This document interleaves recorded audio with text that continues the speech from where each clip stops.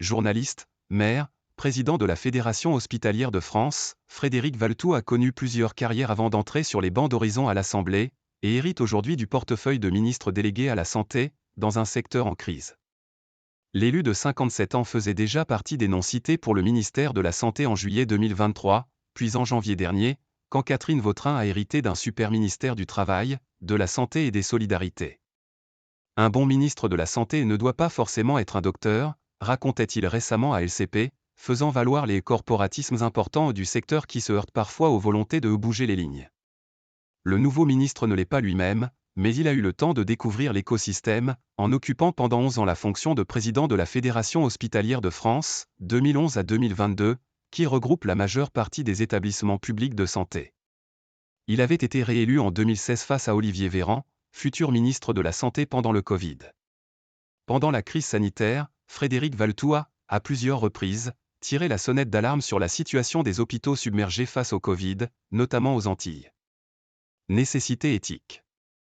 L'un de ces dossiers sensibles comme ministre devrait être la réforme par décret de l'AME, aide médicale pour les étrangers sans papier.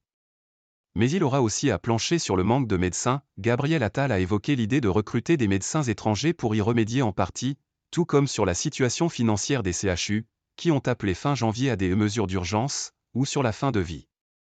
C'est une nécessité éthique et sanitaire de soigner les migrants, insistait le néo-ministre quelques jours avant sa nomination, soulignant toutefois que le dispositif peut toujours être adapté.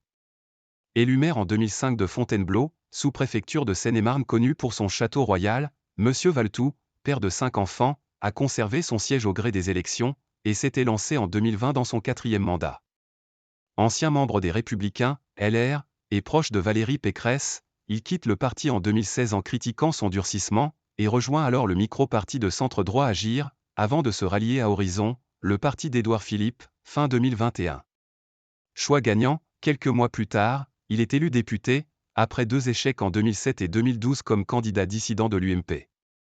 À l'aise face au micro, l'ancien journaliste devient l'un des porte-parole du groupe Horizon, membre de la majorité à l'Assemblée nationale.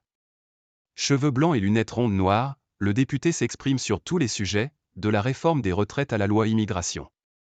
Mais la santé reste son domaine de prédilection. Sous cette législature, il fait définitivement adopter un texte pour améliorer l'accès aux soins, visant notamment à mieux organiser la permanence des soins sur le territoire.